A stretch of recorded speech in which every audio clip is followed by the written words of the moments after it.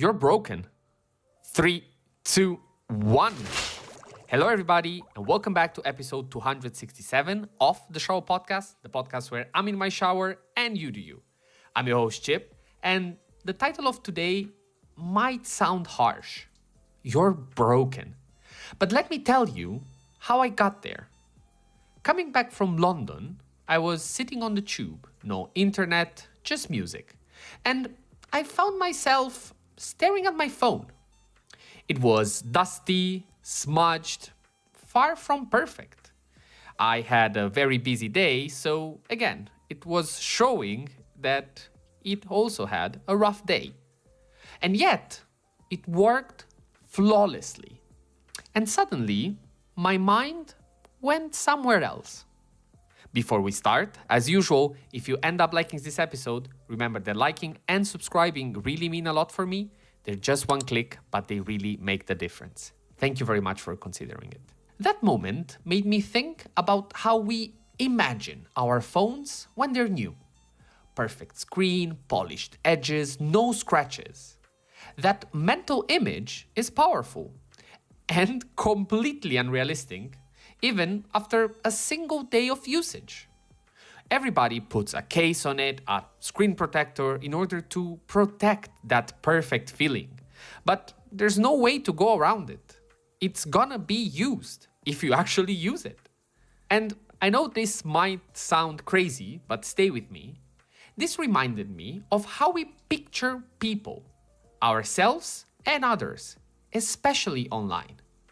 We see a polished image, curated posts, and an illusion that everything is shiny and untouched.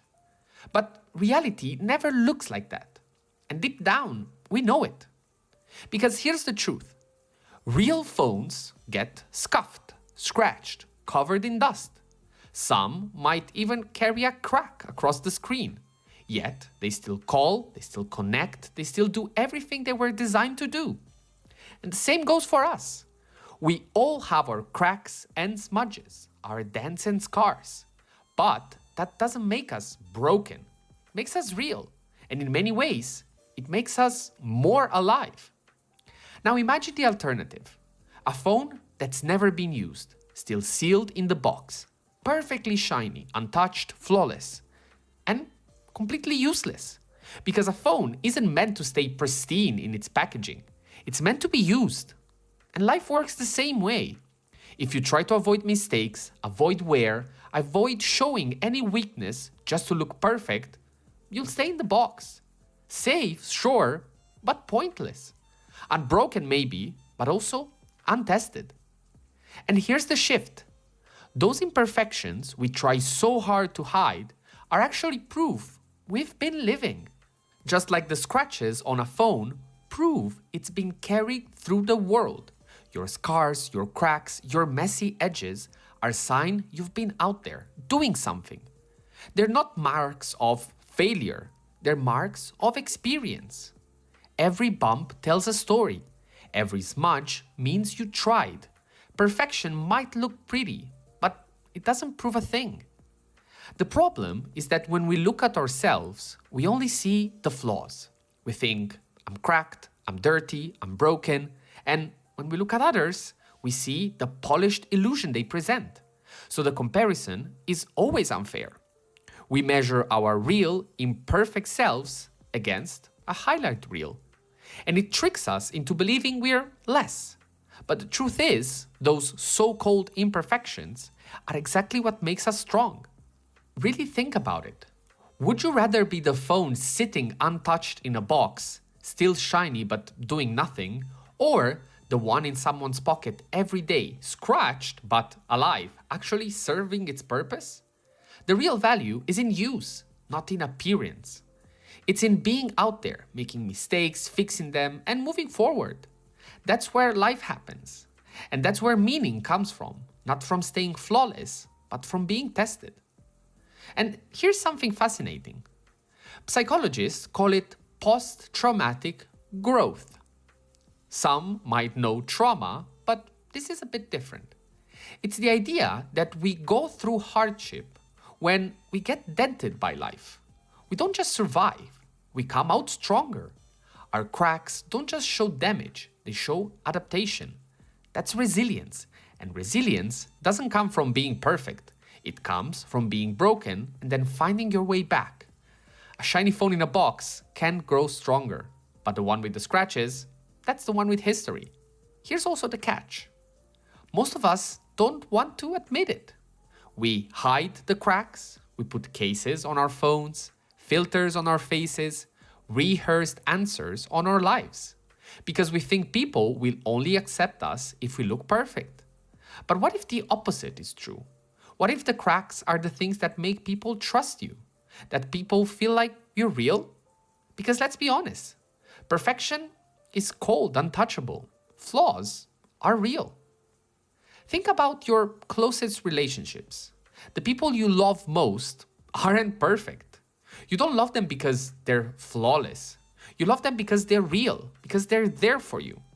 And you know their quirks, their struggles, their cracks. And that's what builds trust. That's what creates connection. And the same applies to you. When you let people see your dents, you're not showing weakness.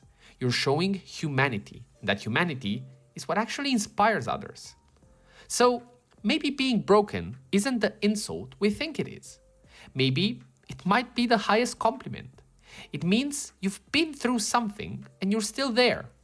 It means you've been tested and you didn't quit.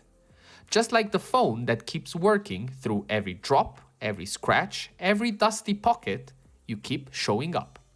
And that is infinitely more valuable than staying flawless but unused. So let me really say it again. You are broken, and that's good. It's not something to fix. It's something to embrace. Because those cracks, they're not the end of your story. They're the evidence that you have one.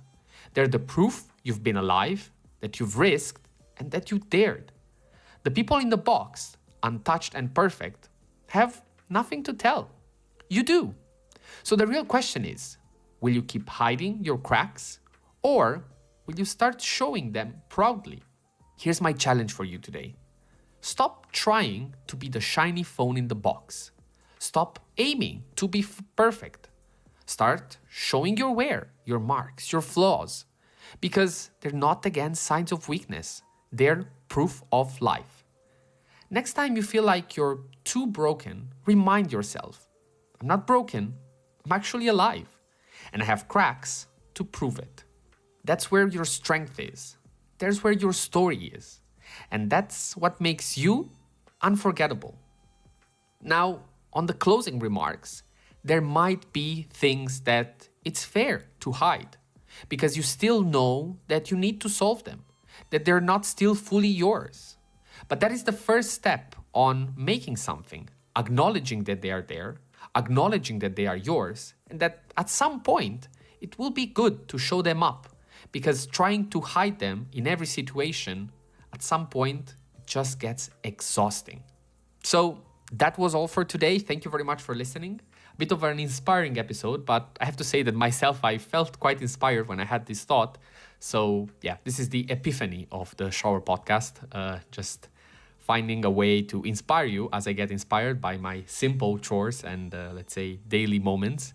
And I really hope that this will leave you with something.